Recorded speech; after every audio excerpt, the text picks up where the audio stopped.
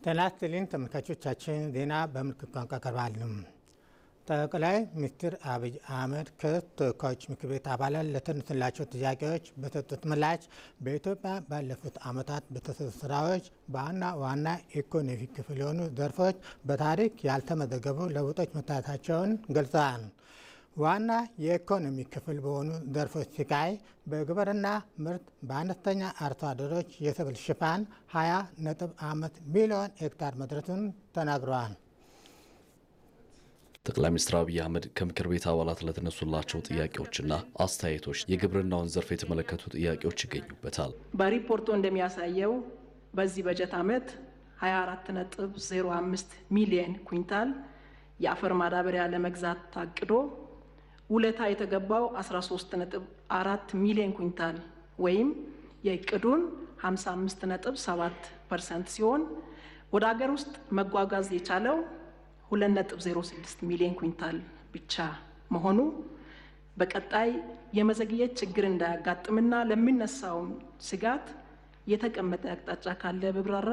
ሌላኛው ከምክር ቤት አባላት የተነሳው ጥያቄ አሁን እየታየ ያለው ምርትና ምርታማነትን የበለጠ ለማስፋት በመንግስት በኩል ምን እየተሰራ ነው የሚል ይገኝበታል። የመሬት አቀማመጣቸው ተራራማና ወጣ ገባነት ያላቸው መካናይዜሽንን ተግባራዊ ለማድረግ የሚያስቸግር መልክዓ ምድር ያላቸው የሀገራችን ክፍሎች ምርታማነትን ለማሻሻል በአጭር በአማራጭ ቴክኖሎጂዎችን ከመጠቀም አኳያ ምን እየተሰራ ነው? የግብርናው ዘርፍን በሚመለከት ከምክር ቤት አባላት ለተነሱ ጥያቄዎች ምላሽ የሰጡት ጠቅላይ ሚኒስትር አብይ አህመድ ከማዳበሪያ ግዥና አቅርቦት ጋር በተያያዘ መንግስት በተለያዩ ውስጣዊና ውጫዊ ችግሮች እየተፈተነም የማዳበሪያ አቅርቦት ለአርሶ አደሩ እንዲደርስ በላቀ ትጋት እየሰራ መሆኑን አንስተዋል። ማዳበሪያ 24 ሚሊዮን ኩንታል ገደማ የሚያስፈልገን ሲሆን በቀን በአንድ ቀን 150 ሺህ ኩንታል ማዳበሪያ ከወደብ እናጓጉዛለን። 150 ሺህ ኩንታል አፈር ጭነን ወደ ሀገር ውስጥ እናስገባለን። የሚያሳዝነው ጉዳይ ግን ከወደብ 150 ሺህ ኩንታል በቀን ጭነን ማምጣት ብቻ ሳይሆን ወደ እያንዳንዱ አርሶ አደር በወታደር አጅበን እንወስዳለን። አምና አማራ ክልል 7000 ትራክ ነው መከላከያ ያጀበው። መከላከያ የገደለው ሳይሆን ለእያንዳንዱ አርሶ አደር ማዳበሪያ ለማድረስ 7000 ትራክ አጅቦ ነው የወሰደው። ከውጭ እንገዛለን፣ እንደጉማለን። ፖርት ስለሌለን ከፖርት ማጓጓዙ ጣጣ ነው። ከገባ በኋላ ወደ እያንዳንዱ አርሶ አደር ደግሞ እንዲደርስ በአጃቢ እናደርሳለን። ይህ ሁሉ ወጪ ነው። በቀጣይ የማዳበሪያ ፋብሪካን መትከል ዋና የመንግስት የትኩረት አቅጣጫም ነው ብለዋል። 3 ዓመት እና ከዚያ በላይ ጊዜ ይፈልጋል ማዳበሪያ ፋብሪካውን በበቂ ደረጃ ኢትዮጵያ ውስጥ አቋቁሞ ለመስራት። አሁን ሁለተኛው ህዳሴያችን የሚሆነው ማዳበሪያ ፋብሪካውን ከተቻለ በጆይንት ቬንቸር ከግሉ ሴክተር ጋር ከዚያም ከፍሎ ከተገኘ በፕራይቬት ኢንቨስትመንት ካልተቻለ ግን በመንግስት በራሱ የግድ የማዳበሪያ ፋብሪካ የኢትዮጵያን ፍላጎት ሊመልስ በሚችል መልኩ መፍጠር ይኖርብናል። ምናልባት የሚቀጥለው ዓመት ሁነኛ ተግባራችን የሚጀምር ይሆናል ብዬ አስባለሁ። በሌላ በኩል በግብርና ምርት የአነስተኛ አርሶ አደሮች የሰብል ሽፋን 20.5 ሚሊዮን ሄክታር ደርሷል ብለዋል።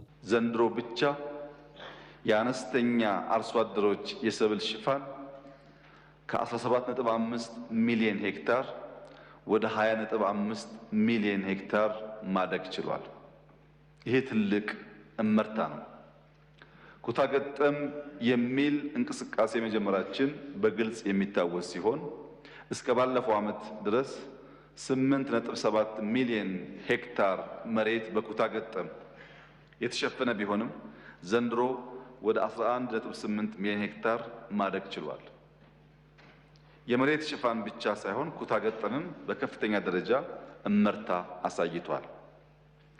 ስንዴም ብቻ እንደ አንድ የሰብል ምርት ብንወስድ በመኸር 4.2 ሚሊዮን ሄክታር ስንዴ ተሸፍኗል።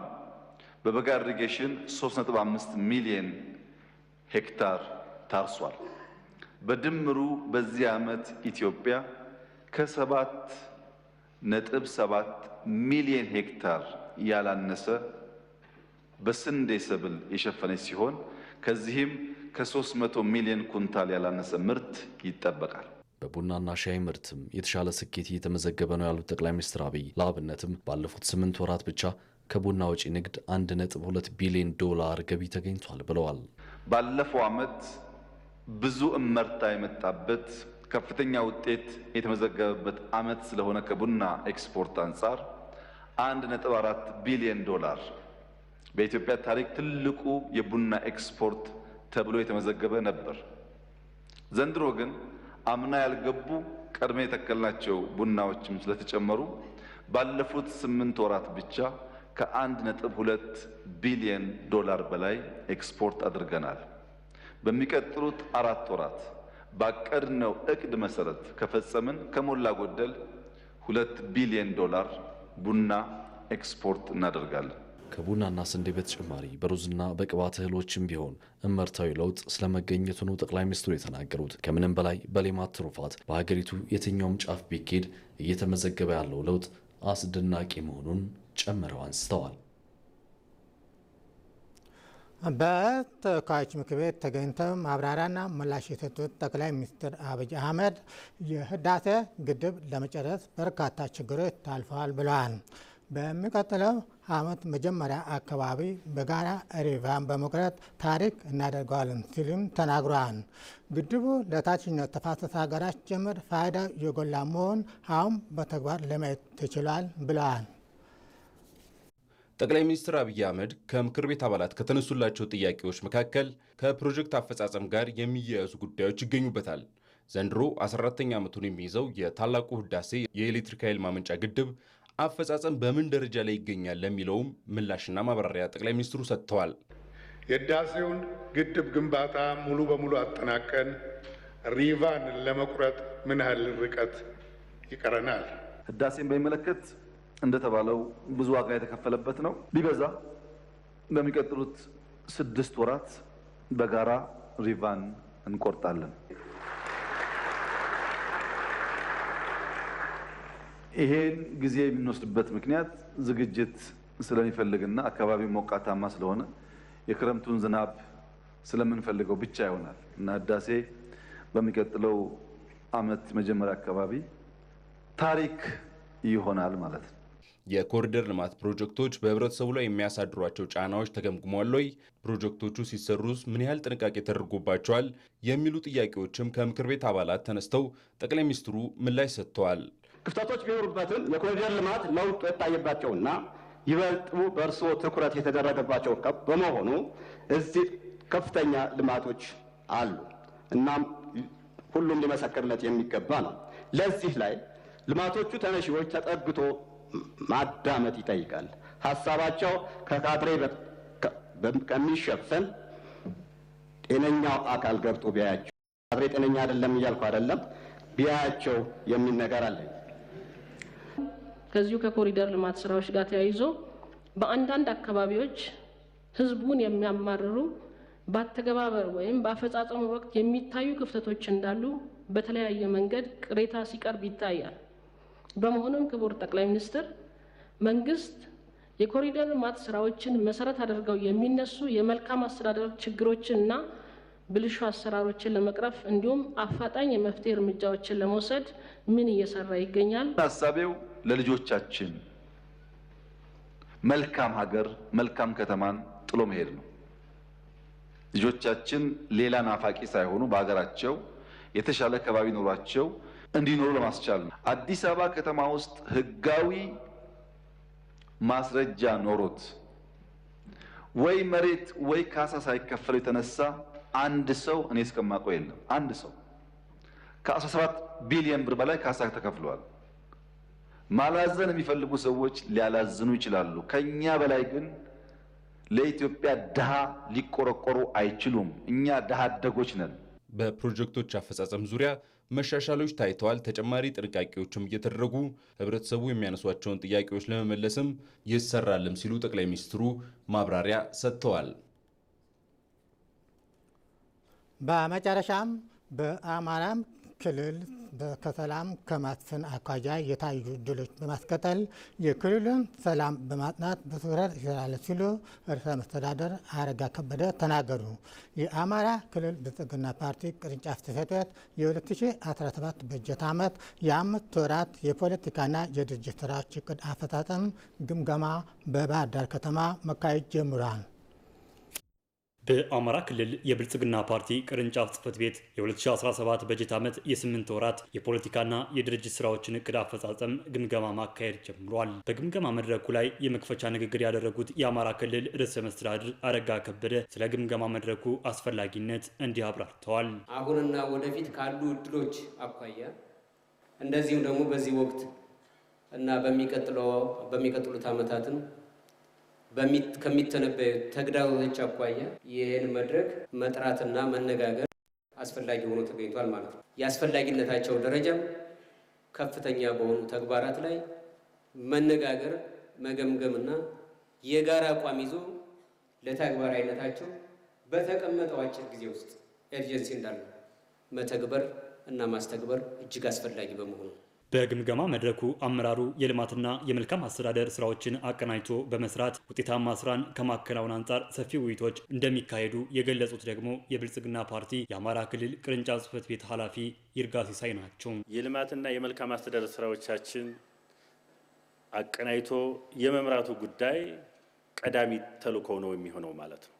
በዚህ ሀገር መሰረተ ልማት ላይ፣ ማህበራዊ ልማት ላይ እና ኢኮኖሚ ልማት ላይ ትኩረት አድርገን ካልሰራም በስተቀር የውስጡም የውጩም ጫና ተደራርቦ በህዝባችን ዘንድ ተጽዕኖ መፍጠሩ አይቀርምና ልማት ላይ ትኩረት አድርገን መስራት አለብን።